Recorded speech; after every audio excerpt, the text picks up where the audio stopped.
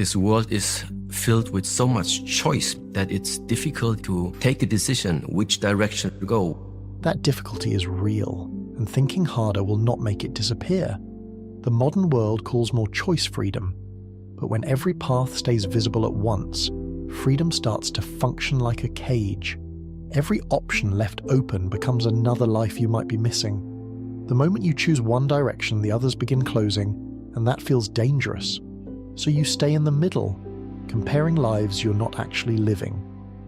But refusing to choose does not keep every door open. It keeps you standing outside all of them. A decision always costs you the other paths. That is what gives one direction the chance to become your life. Because whatever you do, you don't do it properly. You jump from one to another. That is how indecision hides itself. It looks like movement. A new plan feels exciting. A new direction gives you energy. But right before the difficult part begins, another option appears and you start again. You tell yourself you are exploring. Sometimes you're avoiding the moment when one path begins to test you. Depth takes repetition. It means returning on the boring days, not only the exciting ones.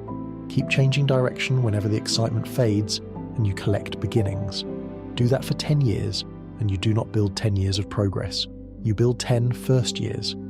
You need to trust in what you do. Once you have put something into your mind, don't let anyone else stop it anymore. Nobody can actually stop a decision from outside. They can only add noise to the doubt that is already inside you. Before you commit, listen carefully, ask questions, test the plan. But once you have made the decision, not everyone gets a vote. A friend hesitates. Someone asks, "Are you sure?" in a tone that makes you question yourself. Their doubt lands on top of yours and begins to feel like new evidence, even when nothing about the choice has changed. Trusting yourself does not mean ignoring useful information. It means knowing the difference between a real reason to change and somebody else's fear. Their question does not automatically become your answer. It's pretty pointless to continuously looking to get new information, getting to new methods. More information can feel like progress because it keeps you busy without forcing you to commit. One more video, one more opinion, one more person's advice. Every answer adds another condition to consider, and the decision becomes heavier instead of clearer. Research is useful until it gives you enough to act. After that point, it can become a respectable form of hiding. Information does not run out. If you are waiting to feel completely informed before making a decision, you can continue searching for the rest of your life. Information cannot remove the risk. Only experience can show you what a path is actually like. At some point, you stop thinking your way towards certainty and let reality teach you instead. You finally come up with a plan. This one now. Don't doubt anymore. That does not mean becoming stubborn or ignoring good advice. Before a serious decision, take your time, look at the risks, ask difficult questions, be honest about what the choice will cost you. But once you have done that work and made the plan, stop putting it on trial every time the road becomes uncomfortable. One difficult week is not proof that the direction is wrong. Fear is not new evidence. A bad mood is not a final answer. Some decisions need time before they give anything back. Commitment means giving the choice enough time to become real. A decision you reopen every day never gets the chance to prove itself. You have so much possibilities to outsource whatever you would like in the wish that someone, something is going to fix it for you. We can outsource almost anything now, so naturally we also try to outsource our biggest decisions. Advice can show you what you missed. But it becomes dangerous when you hand someone else the responsibility of choosing for you. Then you're not really choosing a direction. You're choosing whose answer you will obey. If it goes badly, you blame them. If it goes well, you still have not learned to trust yourself.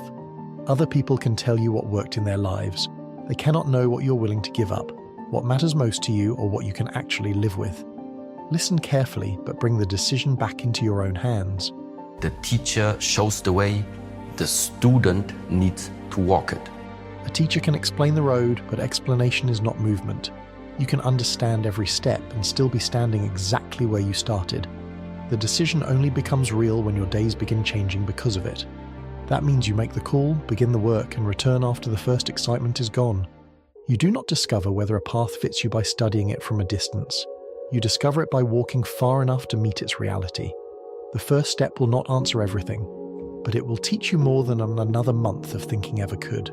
But ultimately, it's only yourself who knows the answer, which means learn more about yourself. Outside answers often fail because they were built for someone else's life. Every person you ask is answering from their own experience, their own fears, and their own idea of what a good decision looks like. But your life is different. Knowing yourself does not mean following every feeling. Feelings change too quickly to build a direction on. It means knowing what matters enough to protect, what price you are willing to pay, and what kind of difficulty you can accept because the result is worth it. Sometimes two choices are both good. The difference is not hidden in more information. It is in which one fits your values and the effort you are actually willing to give. When your standards become clear, many choices remove themselves. Learn to realize in which mental state are you actually finding yourself right now. This is where the practice begins. The next time you feel the urge to abandon the plan, do not immediately decide that the plan is wrong. First, name the state you are in. Maybe it is doubt, maybe it is fear, maybe you're simply restless because progress feels slow today. Naming it creates a small distance between the feeling and the decision. Instead of saying, "I chose badly," say, "I'm feeling uncertain right now." Then ask what changed. Did you receive real new information, or did one difficult day change how the decision feels? One turns a temporary state into a final verdict. The other gives you enough space to see clearly before you act. Indecision looks responsible from the outside. You are checking every outcome, protecting yourself from mistakes, and waiting until one answer feels clearly safer than all the others. But underneath all that thinking, you're asking for something no decision can give you: a future with no uncertainty. That future does not exist. Every real choice costs you the other paths.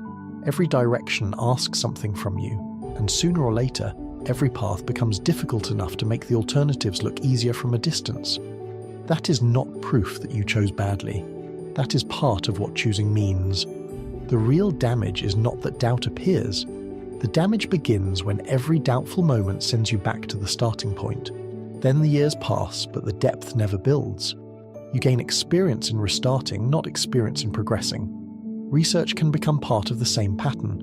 You keep gathering voices, hoping somebody else's certainty will replace your own. Information becomes a shield between you and action. Here is what changes it. Gather what truly matters. Understand the risks. Listen to people who know the territory.